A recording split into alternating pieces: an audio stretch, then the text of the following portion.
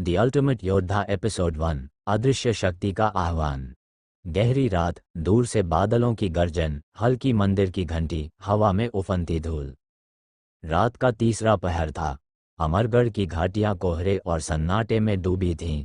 आसमान अंधेरा, पर दूर किसी ओर से एक अजीब सी नीली चमक उठ रही थी, मानो आकाश ने खुद किसी दीप को जला दिया हो।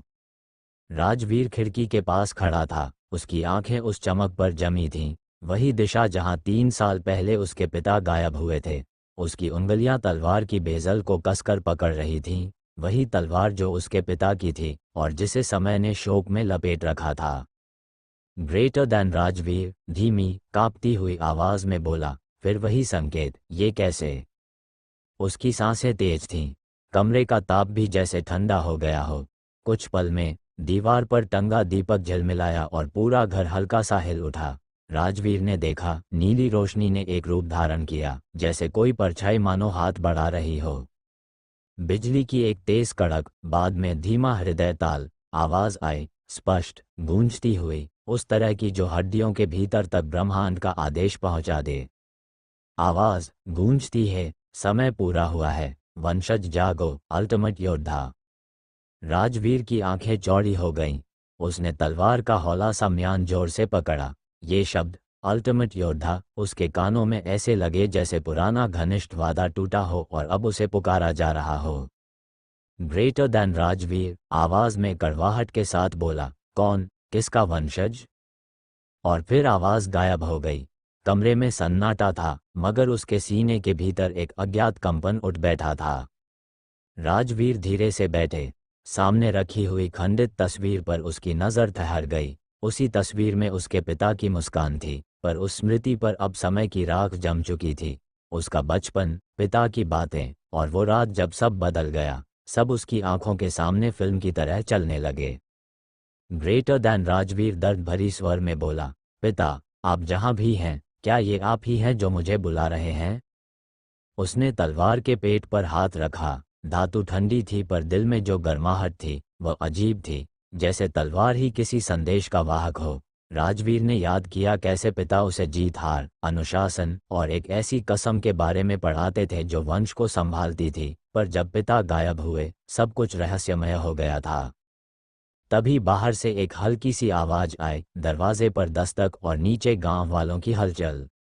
ग्रेटर दैन दासी बाहर से बोला, महाराज, दक्षिण टावर से आग की लपटें निकल रही हैं, लोग डर रहे हैं। राजवीर ने बिना देर किए तलवार उठाई और बाहर की ओर भागा। बाहर आकाश और भी गहरा नीला हो चुका था। हवा में राख और बिजली की गंध थी। राजवीर घोड़े पर सवार होकर दक्षिण टावर पहुंचा, जहां लोग जमा थे, सैनिक आग बुझाने, आवाजें उठी हुईं। टावर की चौकी पर एक गोल निशान था, धातु में जला हुआ, ठीक उसी चिन्ह जैसा जो उसकी तलवार पर उभरा था। राजवीर खड़े खड़े कांप उठा। ये चिन्ह, योद्धा चिन्ह, वंश की पहचान थी, पर यहाँ कैसे?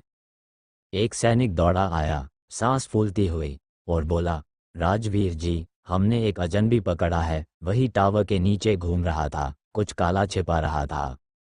राजवीर ने आदेश दिया, उसे सामने लाओ। 2 सैनिक एक काले वस्त्रधारी आदमी को खींचते हुए लाए। आदमी की आंखें लाल, चेहरे पर मिट्टी और हाथों पर ताज़ा निशान थे। ग्रेटर दैन राजवीर बोला, तुम कौन हो? यहाँ क्या कर रहे थे? आदमी ने हंसते हुए देखा, उसकी हंसी में ठंडक थी। ओ बोला, मैं वही हूँ जिसे तुम ढूंढ रहे थे। मैं काली संघ का दूत हूँ, और तुम्हारी शक्ति हमारी मंजिल है। राजवीर के सीने में कुछ उठा, तलवार अपने आप चमकने लगी। आदमी ने अपने हाथ हवा में उठाए, उसकी हथेलियों से नीली ऊर्जा निकली, और पूरे टावर में एक जोरदार हलचल आ गई। राजवीर पीछे हटा, लेकिन उसी पल उसकी आंखों का रंग बदल गया। सुनहरा सा प्रकाश उसकी पुतलियों में चमक उठा। उसकी रगें, हड्डियां और पसंदीदा यादें एक दूसरे से जुड़ने लगीं, और अचानक पत्थर, मिट्टी और धूल उसके आसपास तैरने लगे। ग्रेटर दैन वस्त्रधारी चौंक कर बोले, ये कैसे, बिना मंत्र के? राजवीर की आवाज आकाश में गूंजी, जो शक्ति तुम ढूंढते हो, उसकी रक्षा मेरे खून में है। नीली ऊर्जा का विस्फोट टावर को हिला गया। वस्त्रधारी पीछे गिरा, सैनिक चिल्लाए और लोग भाग खड़े हुए। पर यह शक्ति पहली बार राजवीर के अधीन हुई और उसने महसूस किया कि अब कुछ बदल चुका है। ये केवल उसकी वफादारी नहीं थी, ये जिम्मेदारी थी। जब आग थोड़ी कम हुई, टावर की राख में किसी ने काले रंग का चिन्ह देखा, काली संघ का प्रतीक, और हवा में एक धीमी आवाज फिर गूंजी। अब तेरी परीक्षा शुरू हुई, अल्टीमेट योद्धा। राजवीर ने अपने कानों से आवाज महसूस की, मानो कोई पुराना दायित्व उसे पुकार रहा हो, लेकिन उस पुकार में खतरा भी था। वस्त्रधारी ने थक कर कहा, तुम्हारे पिता ने कुछ छुपाया, कुछ ऐसा जो देवताओं को भी हिलाकर रख दे। हमने उसे महसूस किया है, और तुम वह पथिक हो जिससे वह शक्ति फिर से जाग सकती है। राजवीर के भीतर क्रोध और दुख एक साथ उभरे। वह जानता था कि अगर यह शक्ति अनकंट्रोल्ड रही तो लोगों के लिए विनाश लेकर आ सकती है, पर अगर वही लोगों को बचा सकती थी तो यह उसकी जिम्मेदारी बनती थी कि वह इसे समझे और सही दिशा दे। राजवीर ने अपनी हथेली तलवार की तरफ बढ़ाई और मिट्टी उसके चारों ओर से उठकर एक छोटे छोटे स्तूपों में बदलने लगी। उसकी सांसें तेजी से बढ़ीं, शरीर का ताप, दिल की धड़कन, सब एक ताल पर आ गए। उसके माथे पर पुरानी लकीरों की तरह कुछ चिन्ह उभरने लगे, वही चिन्ह जो तलवार और टावर पर था। मिट्टी ने उसकी गर्दन तक का घेरा बना लिया और फिर एक शांत, शक्तिशाली आभा ने आसपास फैलना शुरू किया। वस्त्रधारी हिल गया, डर उसकी आंखों में चमक उठा। सैनिकों ने कुछ कहा पर आवाज बह रही थी।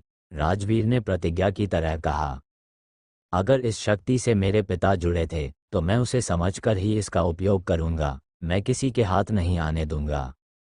और उसी क्षण उसकी आंखों में सुनहरी चमक और भी तेज हो गई। उसने महसूस किया कि उसके भीतर सिर्फ शक्ति नहीं, परिवार, वंश और एक लंबी विरासत की आवाज बसी हुई थी। टावर की राख ठहरी, गांव वाले एक एक कर खड़े रहे, पर सबसे दूर अंधेरे में एक आकृति नजर आई। उसकी छाया लंबी, गहरी और ठंडी। उस आकृति ने धीरे से कहा, युद्ध शुरू हो चुका है राजवीर, पर इस बार अल्टीमेट योद्धा तू अकेला नहीं रहेगा और न ही अकेला छोड़ा जाएगा। राजवीर ने चारों ओर देखा, हवा अभी भी कांप रही थी। उसकी तलवार जमीन में गड़ी हुई थी, आंखें अब भी सुनहरी चमक लिए हुए थीं। उसने पिता की तस्वीर को देखा और जख्मी स्वर में बोला, पिता, अगर आपने ये सब छुपाया था तो मैं इसे पूरा करूंगा। मैं इस शक्ति को सही राह देता हूँ, चाहे कीमत जो भी हो।